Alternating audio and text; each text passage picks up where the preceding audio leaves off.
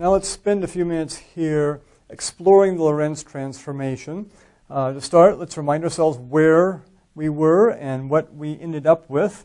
The goal was, if we have, again, Alice, in this case, being stationary, her frame of reference, Bob going by at some velocity v. Of course, Bob in his frame of reference, he's stationary. He sees Alice moving the other direction with velocity v.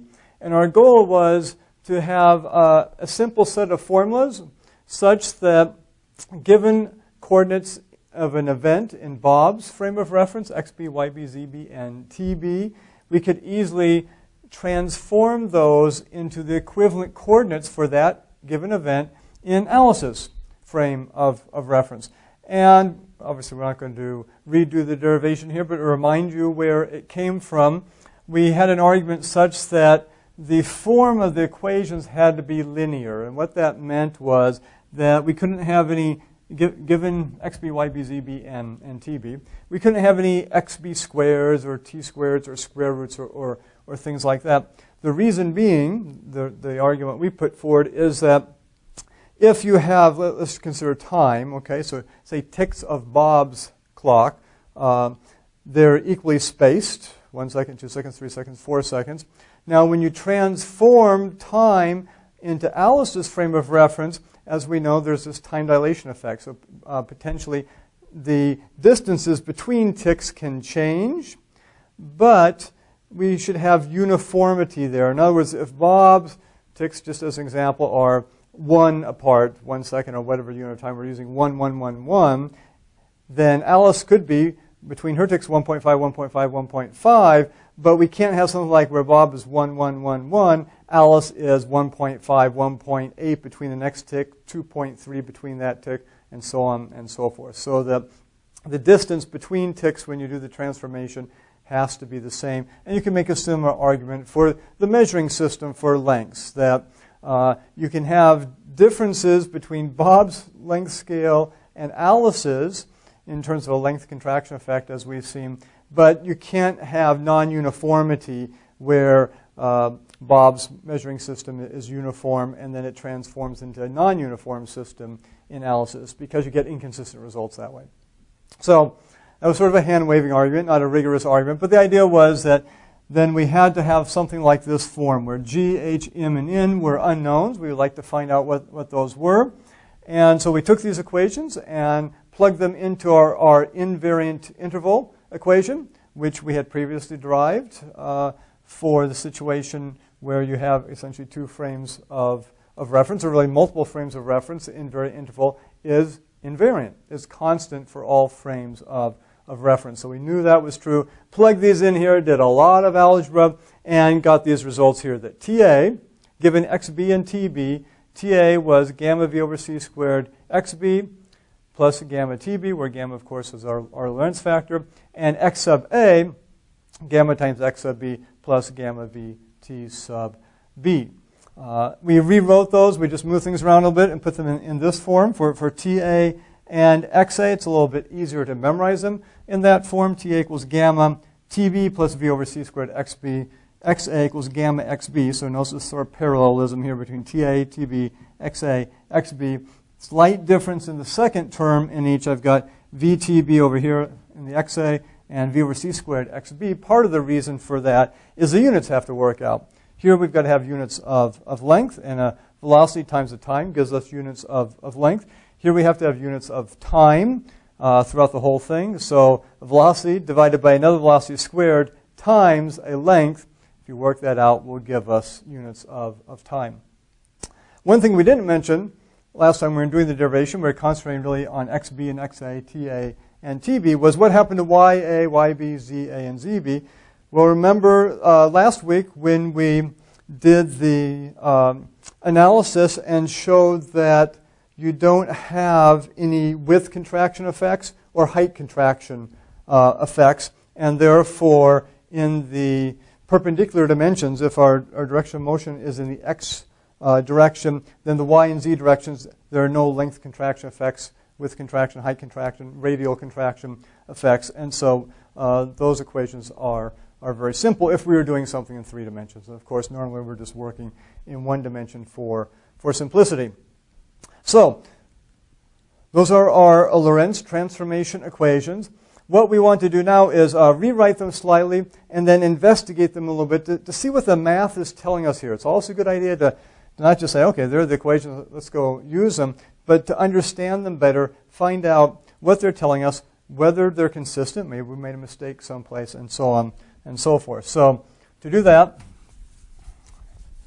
let's rewrite them up here in slightly different form, because these are A's and B's, and sometimes it's easy to forget who's moving here, who's stationary, and so on and so forth. So in our derivation, we assumed this was from the perspective of Alice being stationary, Bob moving with velocity v. We'd like to have similar set of equations for what about Bob's perspective? If he considers himself stationary, then Alice is moving in the other direction with velocity v, negative v in essence, in the negative direction. And therefore, what would the equations look like in that case? So let's, first of all, rewrite these. And so instead of A for Alice, we're going to have rest for the frame of reference that's considered to be at rest. So we'll have something like this. We'll say T, let's get a better pen here,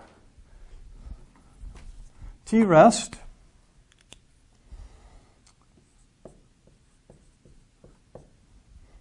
equals gamma still being the Lorentz factor. TB is our moving frame, so we'll just say T moving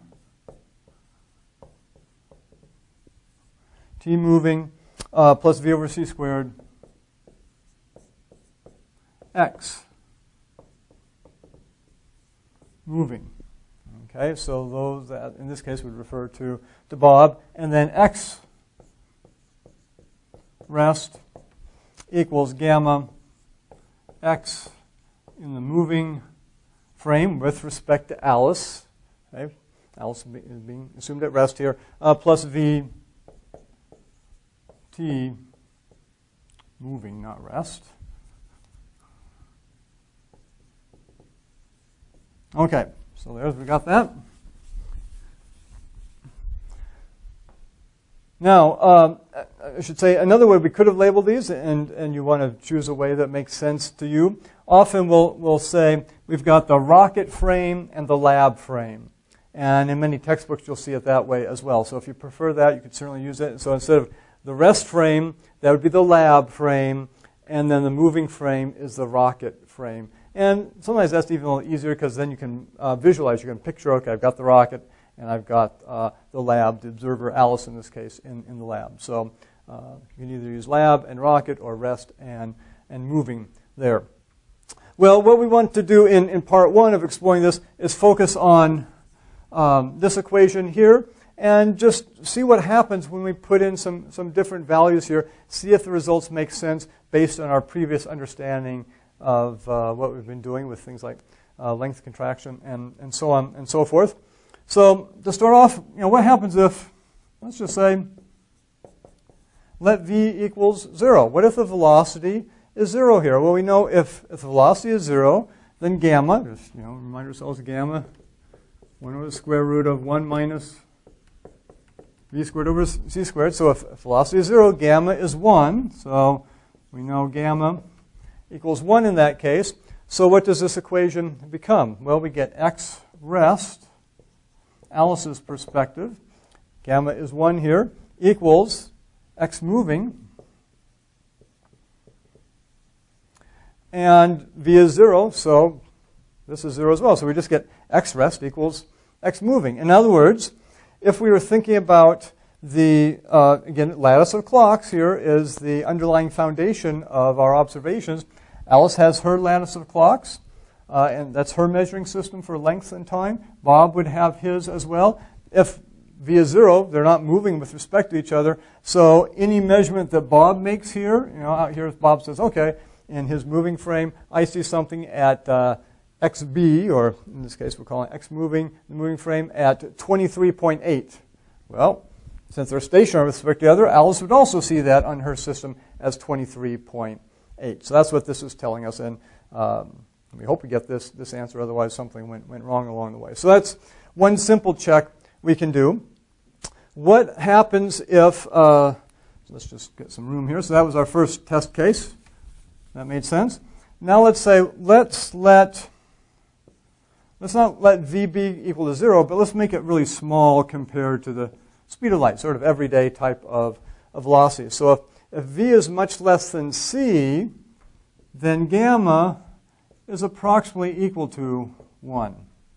Right? If v is much less than c here, this is essentially 1 minus pretty close to 0.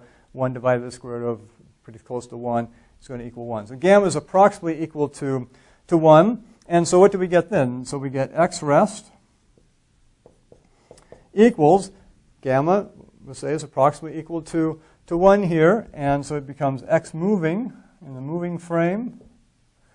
And by the way, just again, the terminology here, this does not mean x is moving. This belongs an x coordinate, an x measurement in the moving frame. Okay, so just fix that in your mind. Don't get confused about that. So x rest equals x moving here plus a velocity.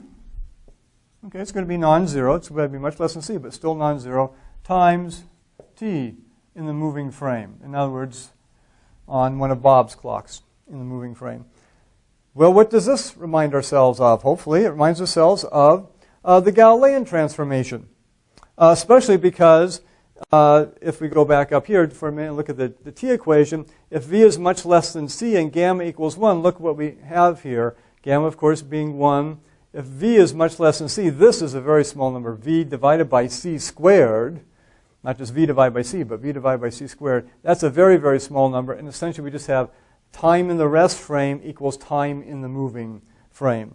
And therefore, this is just t.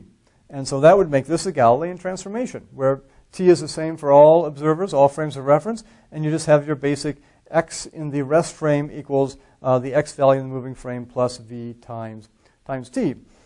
Essentially, this shows how far Bob has moved along. And so if he measures something, again, say at 23 out here on his lattice of clocks, his measuring system, but he's also moved a certain amount, then the distance to Alice, the x in the rest frame, is the amount Bob has moved plus the amount he measures out to 0.23 on his measuring system. And so basic Galilean transformation there. So that checks as well, because we know that works in our everyday experience when velocities are much less than the speed of light. Okay, so now though, what happens when we have velocity being large? Let v be large. Obviously not equal to c, but up there someplace. So let v be large.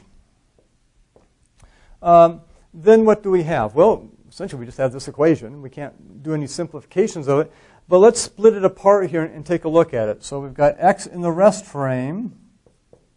X in the rest frame equals gamma times x in the moving frame plus gamma times v times time as measured in the moving frame, in Bob's frame there. All I did was multiply that by gamma and then that term by gamma to split it apart here. So essentially this is very similar to the Galilean transformation which we were just talking about. In other words, for Alice here, Bob is going to measure some event at some x value in his frame.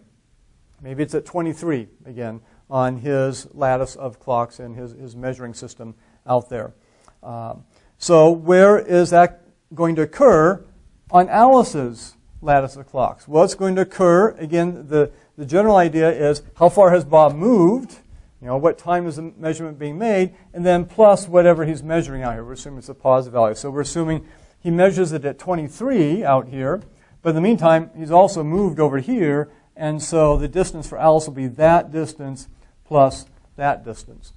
So this looks similar to the Galilean transformation, same concept, except we've got these gamma factors in here. And in fact, if Bob is measuring this at his time t equals 0, and we also assume that they're right together at t equals 0, Bob is just passing by Alice at t equals 0. So if we're measuring this at t equals 0 for Bob, t moving equals 0, then this term goes to 0, and look what we're left with here. That's our length contraction equation. In other words, what that is saying is if Bob says, okay, right at t equals 0 on my clock, I measure out, I see something at 23 out here. Alice, remember, length in the moving frame is going to be contracted. So Alice here will see x moving as less than her value for whatever the distance is, 23 or whatever. Okay? So another way of saying this, the way we wrote the equation before, was x in a moving frame equals 1 over gamma x in the rest frame, the stationary frame.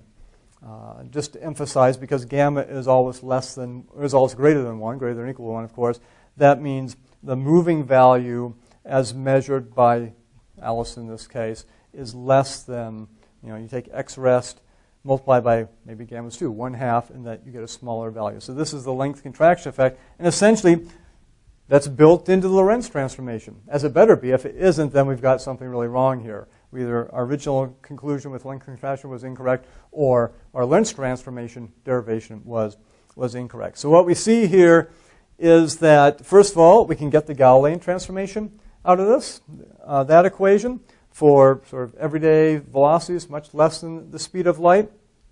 We also see that when v is large, that we get the length contraction effect coming out of it, where again, length contraction in the simplest case is simply when Bob measures something at t equals 0, so he's there, Alice is there, Bob measures a certain length, and then Alice gets that length as well, and you get the length contraction effect going on there. So that's in there as well, and so that's exploring the x equation here. In our next video clip, part 2, we want to do a little bit of exploration of the time equation.